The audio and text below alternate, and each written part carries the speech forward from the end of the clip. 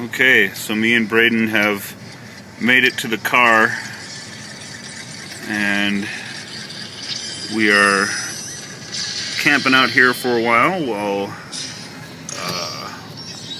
our various devices charge, thanks to the device that you cannot see in the back. Oh, there we go. Thanks to my power inverter.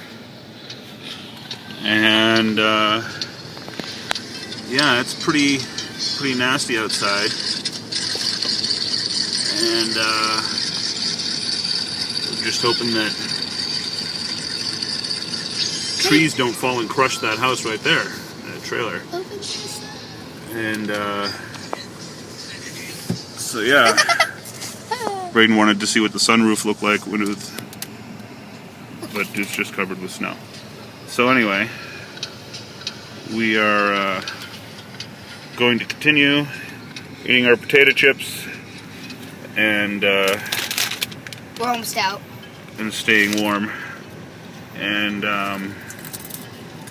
then we will brave our way back into the house later, where we have sleeping bags.